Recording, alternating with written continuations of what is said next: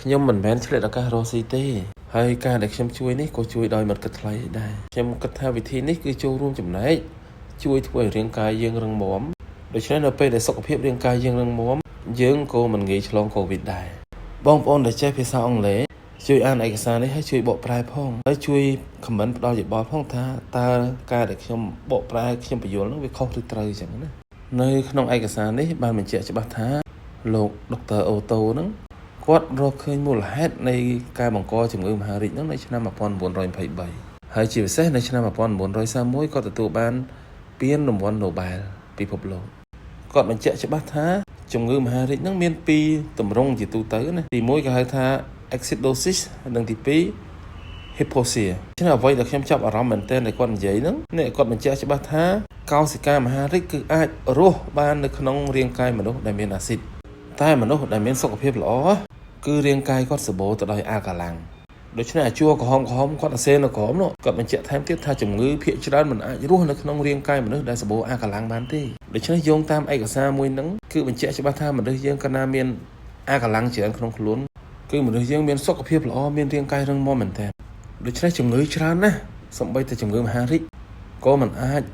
រស់នៅក្នុងរាងកាយមនុស្សដែលមានអាល់កាឡាំងមានសុខភាពល្អបានដែរដូច្នេះហេតុអីខ្ញុំយកឯកសារហ្នឹងមកបង្ហាញជូនបងប្អូនគឺខ្ញុំចង់ប្រាប់បងប្អូនថាយោងតាមឯកសារនេះមនុស្សយើងឲ្យតែធ្វើឲ្យរាងកាយយើងមានធាតុអាល់កាឡាំងច្រើនគឺសុខភាពយើងល្អរាងកាយយើងរឹងមាំការពារជំងឺច្រើនណាស់ដូច្នេះដូចបងប្អូនបានដឹងកន្លងមកហើយជំងឺកូវីដមនុស្សដែលមានរាងកាយរឹងមាំសុខភាពល្អជំងឺនឹងចូលមិនងាយរួចទេហើយអ្នកខ្លះសួរថាឥឡូវខ្ញុំចង់ឲ្យរាងកាយខ្ញុំមានអាល់កាឡាំងច្រើនធ្វើម៉េចគឺស្រួលមែនតើម៉ោងនេះគឺដោយសារតែប្រទេសជប៉ុនបងប្អូនដឹងហើយជាប្រទេសដែលមានបច្ចេកវិទ្យាទំនើបសឹងថាលេខ1លើសកលលោកហើយគាត់បានបង្កើតនៅម៉ាស៊ីនផលិតទឹកសុខភាពលេខ1ក្នុងសកលលោកជាប់លេខ1ក្នុងសកលលោកម៉ាស៊ីនហ្នឹងហើយគាត់ផលិត51ឆ្នាំហើយម្ដងថ្ងៃនេះដូច្នេះបងប្អូនដឹងហើយប្រជាជនជប៉ុនអាយុវែងហើយមិនមែនជារឿងចៃដន្យទេដោយសារតែប្រទេសជប៉ុនមានក្រុមហ៊ុនបកែវិទ្យាសាស្ត្រទំនើបគេផលិតផលច្រើនណាស់ទាក់ទងជួយសុខភាពនៅអាយុវែងដូច្នេះជប៉ុនបានបង្កើតក្រុមហ៊ុនមួយផលិតទឹកជួយសុខភាពមនុស្ស51ឆ្នាំហើយម្ដងម៉ោងនេះដែលទឹកហ្នឹងជាប់លេខ1នៅក្នុងសកលលោកគឺយើងគាត់តែញ៉ាំទឹកចេញពីម៉ាស៊ីនហ្នឹងទៅរាងកាយយើងនឹងមានអាល់កាឡាំងគ្រប់គ្រាន់ប្រចាំថ្ងៃតែម្ដងទឹកហ្នឹងផ្ដល់នៅអាល់កាឡាំង pH 19.5 ខ្ពស់ជាងគេនៅក្នុងសកលលោកហើយទឹកនេះបងប្អូនអាចតាក់ទងមកខ្ញុំយកទៅញ៉ាំដោយមិនគិតថ្លៃទឹកនៅភ្នំពេញយើងមានច្រើនទីតាំងដែរបងប្អូនអាចតាក់ទងមកមាន4-5ទីតាំងនៅភ្នំពេញនៅតាមខេត្តបងប្អូនតាក់ទងមកខ្ញុំអាចផ្ញើតាមតាក់ស៊ីជូនបងប្អូនទៀតបងប្អូនញ៉ាំទឹកនេះទៅបងប្អូននឹងចំណេញលុយសល់លុយពីការទិញទឹកសុទ្ធមួយចំនួនហើយសំខាន់បានទឹកជាប់លេខ1លើសកលលោកយកទៅញ៉ាំខ្ញុំមើលឯកសារទឹកនឹងសម្បីប្រធានាធិបតីអាមេរិកក៏ផឹកដែរមហាសេដ្ឋីមានជាងគេពិភពលោក Bill Gates ក៏ផឹកដែរតារាទាត់បាល់ល្បីតារា Hollywood ល្បីតារាបដាល់ល្បីក៏ញ៉ាំទឹកនឹងដែរនៅស្រុកខ្មែរយើងអ្នកមានជីវភាពមធ្យមមួយចំនួនបានទិញម៉ាស៊ីនផលិតទឹកនឹង10000គ្រួសារជាងហើយមកប្រើរាល់ថ្ងៃនៅស្រុកខ្មែរតែខ្ញុំនិយាយនេះមិនចង់ឲ្យបងប្អូនទិញម៉ាស៊ីននឹងទេបងប្អូនមិនបាច់ទិញទេខ្ញុំបានចាយ$10000ជាងទិញម៉ាស៊ីននឹងប្រើខ្ញុំទិញច្រើនគ្រឿងដែរដូច្នេះខ្ញុំចែកចាយទឹកនឹងជូនបងប្អូនមិនគិតថ្លៃទឹកទេណាបងប្អូនសាកយកទៅញ៉ាំសិនទៅទឹកនឹងឆ្ងាញ់ណាស់ហើយបងប្អូនញ៉ាំតែមួយអាទិត្យពីរអាទិត្យបងប្អូនដឹងហើយថាសុខភាពបងប្អូនយ៉ាងម៉េចដែលជាប់លេខ1ក្នុងសកលលោកដែលប្រធានាធិបតីអាមេរិកផឹកឥឡូវនេះបងប្អូនអាចផឹកបានគ្រប់គ្នាមិនថាអ្នកក្រអ្នកប្រជុំអ្នកមាននៅស្រុកខ្មែរសំខាន់មួយទៀតបងប្អូនគួរតែយកចិត្តទុកដាក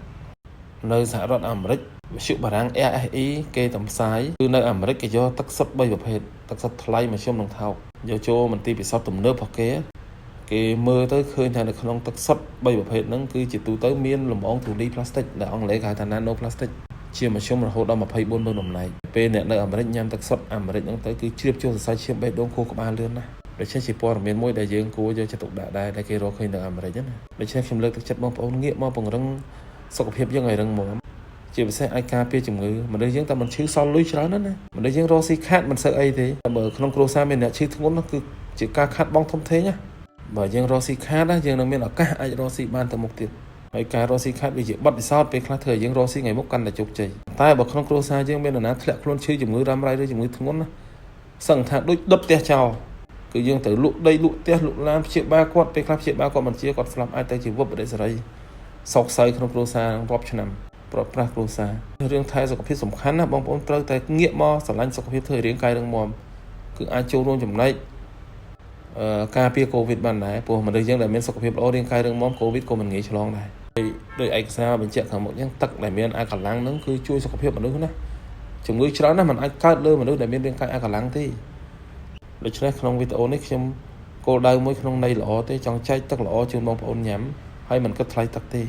បងប្អូនមើលវីដេអូនេះចប់ហើយកុំអាជឿខ្ញុំតែបងប្អូនតាក់ទងមកខ្ញុំសិន comment yes មកក៏បានដែរ comment yes ឬលេខទូរស័ព្ទមកខ្ញុំតាក់ទងទៅបងប្អូនផ្ដល់ព័ត៌មានលម្អិតជូនបងប្អូនសិនដល់បងប្អូនបានព័ត៌មានលម្អិតគ្រប់ជ្រុងជ្រោយហើយចាំបងប្អូនវាតម្លៃថាអូននេះនិយាយកុហកទេដូចគ្មានឯកសារណាបញ្ជាក់ថាប្រធានាធិបតីអាមេរិកផឹកផងអូដូចគ្មានឯកសារណាបញ្ជាក់ថាទឹកនឹងចុះលេខ1លើពិភពលោកផងអូននឹងកុហកសោះឬមួយក៏បានព័ត៌មានពិតហើយស្រាប់តែមើលឃើញទៅឯកសារគាត់គ្រប់គ្រាន់ល្អអ្វីដែលគាត់និយាយការពិតដូច្នេះយកទឹកនឹងទៅញ៉ាំសិនទៅខ្ញុំមិនមានគិតថ្លៃទឹកទេគឺជួយគ្នាទេណាហើយញ៉ាំទៅគឺឆ្ងាញ់ណាស់ដូចខ្ញុំនិយាយចឹងញ៉ាំឲ្យទៅទៀងទាត់តែមួយអាទិត្យគឺស្រួលខ្លួនមែនតើខ្ញុំញ៉ាំទឹកនឹង6 7ឆ្នាំហើយណាអរគុណសូមជួយចែករំលែកព័ត៌មាននឹងផង